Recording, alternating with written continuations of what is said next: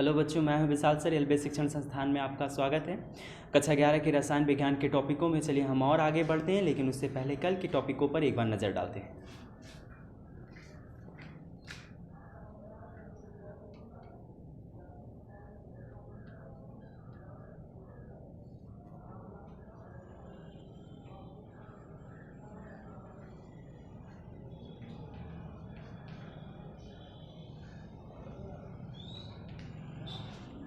कक्षा 11 रसायन विज्ञान, हम परमाणु के रेफरेंस में पढ़ रहे थे। तो परमाणु क्या है एक बार हम फिर से आपको बताते हैं।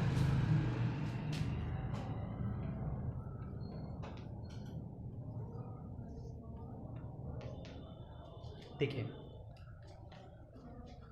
यहाँ पे डाल्टन साहब की किसी भी बातों को लेकर के हम परमाणु डिफाइन नहीं करेंगे। जो रियलिटी में परमाणु है, परमाणु क्या है, कैसे है, वो पढ़ेंगे। बात समझ में आई? तो परमाणु क्या होता है? परमाणु एक सूक्ष्मतम विभाज्य कण है जो 3 प्रकार के कणों प्रोटॉन, इलेक्ट्रॉन और न्यूट्रॉन से मिलकर के बना होता है। जो परमाणु होता है ये एक खोखला गोला होता है और परमाणु के भीतर एक ठोस धनावेशित नाभिक पाया जाता है। बात समझ में आई? ठीक, ये हो गई परमाणु के विषय में बातें। एक बार अगेन रिपीट करें, ध्यान से सुनिएगा। परमाणु एक सूक्ष्मतम विभाज्य कण है जो 3 प्रकार के कणों इलेक्ट्रॉन, प्रोटॉन और न्यूट्रॉन से मिलकर बना है। और जो हमारा परमाणु होता है, परमाणु एक खोखला गोला होता है, इसके भीतर एक धनावेशित ठोस नाभिक पाया जाता है, गोला पाया जाता है, जिसे हम लोग नाभिक कहेंगे। साथ ही साथ जो हमारे परमाणु होते हैं, परमाणु के भीतर जो नाभिक होता है, इनमें कुछ वृत्ताकार कक्षाएं होती हैं जिन्हें हम लोग ऊर्जा स्तर भी कहते हैं। इन ऊर्जा स्तरों में या फिर कक्षाओं में जो इलेक्ट्रॉन होते हैं ये वृत्ताकार मार्ग में अपने ध्रुवीय पॉइंट पर रह करके, मतलब ध्रुवीय वृत्ताकार गति करते हैं। बात समझ में? चलिए अब इन सब बातों को देखते हैं कि कैसे ये सारी बातें हमारे सामने आती हैं। आगे चल के हालांकि हम लोग जब चैप्टर पढ़ेंगे एटॉमिक स्ट्रक्चर, परमाणु की संरचना जब हम पढ़ेंगे तो वहाँ एक बार फिर से इन चीज़ों को पढ़ना है।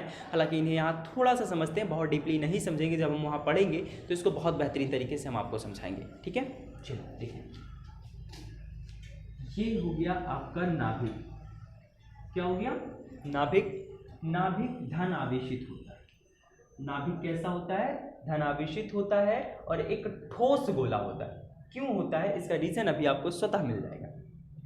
इसके बाहर कुछ ऐसे वृत्ताकार कक्षाएं होती हैं और इन वृत्ताकार कक्षाओं में हमारा जो इलेक्ट्रॉन होता है, ये इलेक्ट्रॉन गति करते हैं।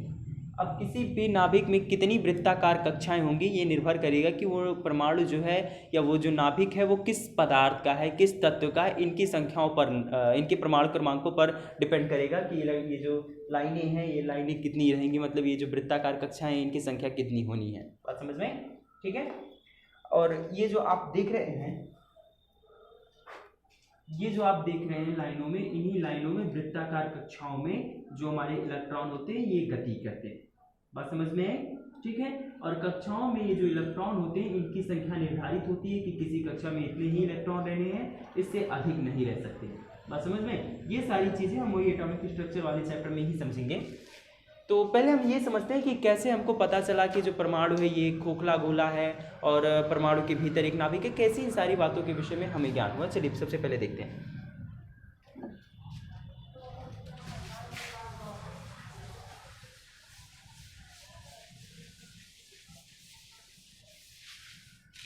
आपने कक्षा 9th में एटॉमिक स्ट्रक्चर चैप्टर आपने वहाँ भी पढ़ा था। आपको वहाँ भी बताया गया था कि जो रदरफोर्ड थे उन्होंने अल्फा कणों का प्रकीर्णन का प्रयोग किया था। आपने अल्फा कणों के प्रकीर्णन के प्रयोग के रेफरेंस में अगर कुछ सुना है तो आपको क्लियरली यहाँ सारी बातें समझ में आएंगी। चलिए देखिए कि रदरफोर्ड के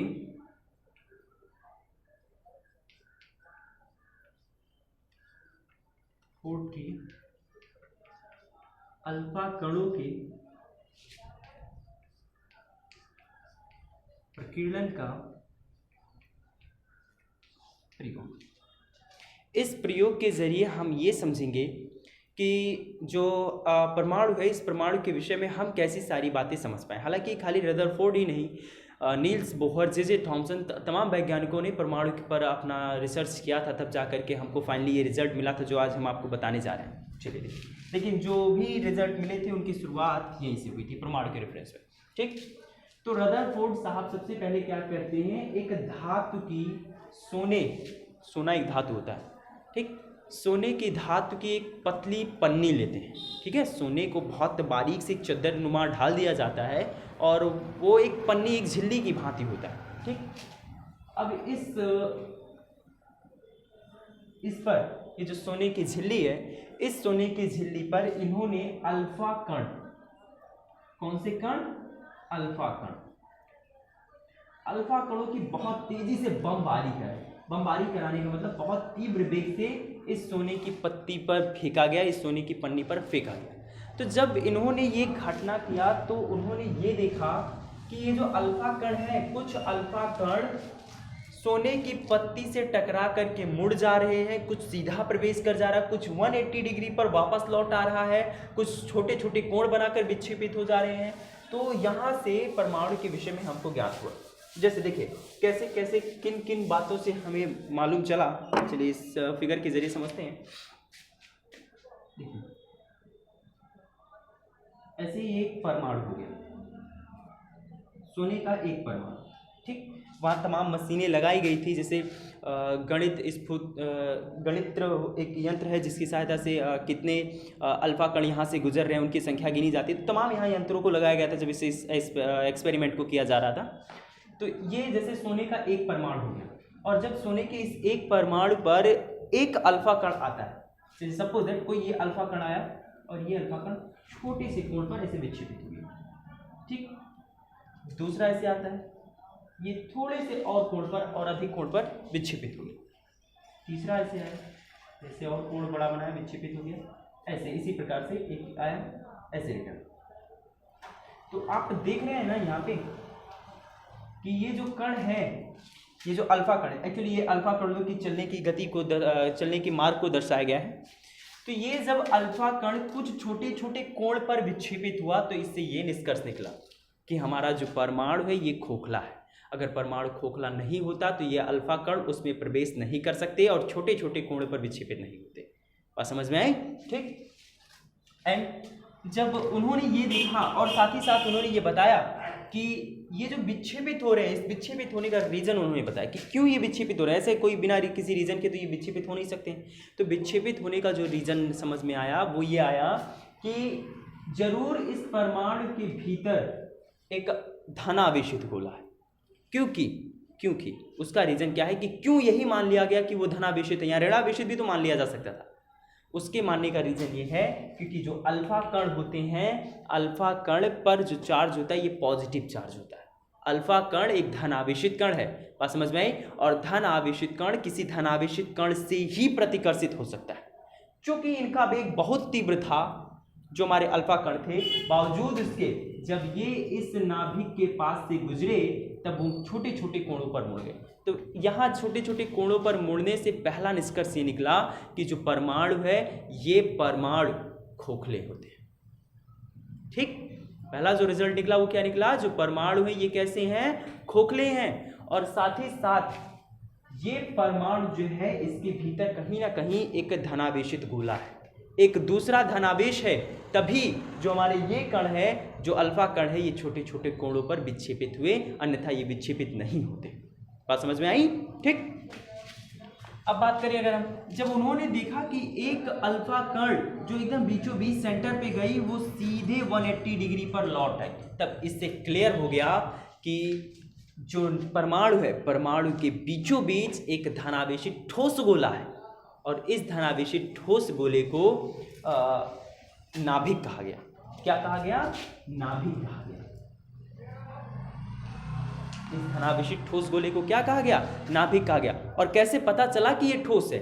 देखिए, अगर ये ठोस नहीं होता तो ये जो अल्फा कण है, इस अल्फा कण, हालांकि ये भी प्रतिकर्षित होता तो कुछ बड़े कोण पर मुड़ सकता था। चूंकि ये ठोस था तभी टकरा करके 180 डिग्री पर लौटा। बात समझ में आई? ठीक है। तो इसीलिए कहा गया जो नाभिक है ये एक ठोस है, और ठोस के साथ साथ ये एक धनावेशित है। बात समझ में आई? धनावेशित गोला है। तब इसके बाहर जो ये कुछ जितनी भी बातें हैं, तो सारी बातें आपके इस रदरफोर्ड के अल्फा कोडो की प्रतिवेदन से ही निकली कि जो हमारा नाभिक है वो नाभिक क्या है, उसमें क्या क्या चीज़ें पाई जाती हैं, सारा इसी एक्सपेरिमेंट से क्लियर हुआ। तो अभी हम इसके बाद परमाणु से संबंधित कुछ परिभाषाएं पढ़ते हैं।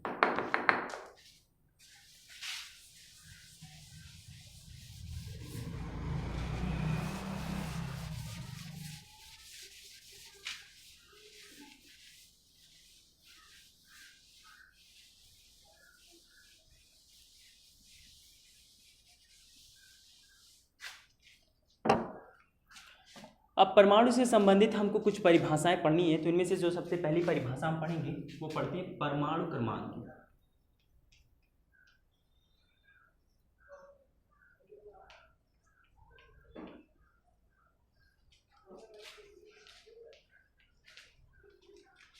परमाणु क्रमांक क्या होते हैं, किसे कहते हैं परमाणु क्रमांक? देखिए, किसी तत्व के जो परमाणु जिनमें किसी तत्व में जो प्रोटॉनों की संख्या होती है, इन्हीं प्रोटॉनों की संख्याओं को हम लोग उस तत्व का परमाणु क्रमांक कहते हैं। किसी तत्व में उपस्थित प्रोटॉनों की संख्याओं को हम लोग क्या कहते हैं? परमाणु क्रमांक कहते हैं। एक उदाहरण से समझते हैं। जैसे मान लीजिए कि आपने ऑक्सीजन ले लिया, ठीक। ऑक्सीजन का जो परमाणु क्रमांक होता है ये 8 होता है। ऑक्सीजन का जो परमाणु क्रमांक होता है कितना होता है? 8 होता है।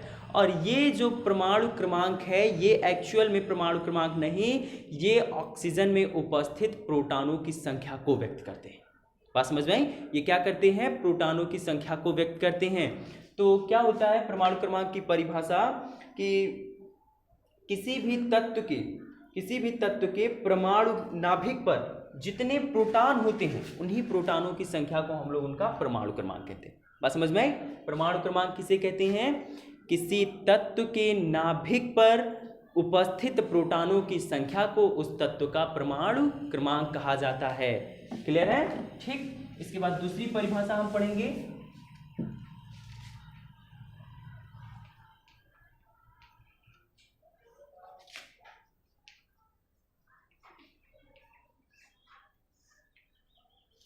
परमाणु द्रव्यमान। क्या होते हैं परमाणु द्रव्यमान? देखिए, किसी तत्व के प्रोटॉनों तथा न्यूट्रॉनों, अच्छा प्रोटॉन तथा जो न्यूट्रॉन होते हैं ये दोनों को न्यूक्लियॉन कहा जाता है।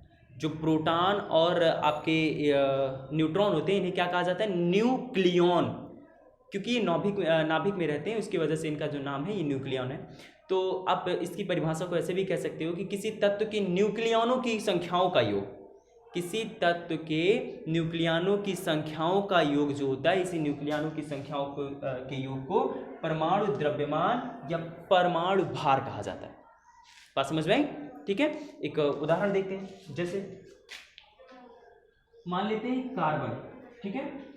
जो कार्बन होता है, कार्बन का परमाणु क्रमांक 6 होता है, उसका जो परमाणु भार 12 होता है। ये ऊपर परमाणु भार लिखा जाता है और नीचे परमाणु क्रमांक लिखा जाता है। अच्छा, कुछ जगहों पे लिखने का प्रोसेस ऐसे होता है, कुछ जगहों पे ऐसे लिखा जाता है। तो लिखने का दोनों तरीका सही है, लेकिन जो प्रचलन में है वो ये। बात समझ में? ठीक। तो अब ये देखिए, न्यूट्रॉनों की संख्या और प्रोटॉनों की संख्याओं के योग को उस एलिमेंट के उस तत्व का परमाणु भार कहते हैं या परमाणु द्रव्यमान कहते हैं। हम उदाहरण देख रहे हैं, जैसे कि हमने कार्बन ले लिया। कार्बन में जो प्रोटॉनों की संख्या होती है 6 होती है।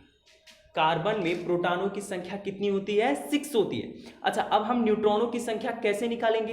देखिए, हम जानते हैं कि कोई भी सिंगल परमाणु उदासीन होता है। सिंगल परमाणु कैसा होता है? उदासीन होता है। उदासीन होने का रीजन क्या है? क्योंकि उसमें जितने इलेक्ट्रॉन होते हैं उतने ही प्रोटॉन होते हैं। तो भाई ये बात तो क्लियर है कि किसी भी एलिमेंट में किसी भी परमाणु में, सिंगल परमाणु में जितने इलेक्ट्रॉन होंगे उतने ही प्रोटॉन होंगे। यहाँ प्रोटॉन कितना है? 6 है। और अगर 6 प्रोटॉन है तो 6 इलेक्ट्रॉन भी तो होगा, 6 इलेक्ट्रॉन भी होगा। अगर आप यहाँ पे परमाणु भार में से परमाणु क्रमांक घटा देते हैं तो न्यूट्रॉनों की संख्या मिल जाती है। किसकी संख्या मिल जाएगी? न्यूट्रॉनों की संख्या मिल जाएगी। और जितना प्रोटॉन उतना ही आपका इलेक्ट्रॉन। तो यहाँ जरा देखो 12 में से 6 घटाओगे कितना बचेगा, 6 बचेगा, यानी कार्बन में न्यूट्रॉनों की संख्या कितनी हो गई, 6 हो गई, और 6 प्रोटॉन और 6 न्यूट्रॉन मिलकर के कितना, 12। बात समझ में आई, 6 प्रोटॉन और 6 न्यूट्रॉन मिलकर के 12। तो ये जो 12 है ये हमारे कार्बन का परमाणु द्रव्यमान है। बात समझ में आई, ठीक है। परमाणु द्रव्यमान क्या होता है समझ में आ रहा है आपको, ठीक है। एक बार परिभाषा इनको फिर से, इनकी परिभाषा हम फिर से समझा रहे हैं आपको। देखिए, किसी तत्व के नाभिक में उपस्थित प्रोटॉन तथा न्यूट्रॉनों की संख्याओं के योग को उस तत्व का परमाणु द्रव्यमान कहा जाता है, परमाणु भार कहा जाता है। बात समझ में आई, ठीक है। तो चलिए आज की क्लास को बस यहीं ख़त्म करते हैं, शेष पढ़ते हैं कल। जो चीज़ें नहीं समझ में आए उन्हें आप कमेंट के थ्रू हमसे टॉपिकों को ज़रूर पूछा कीजिए, ठीक है।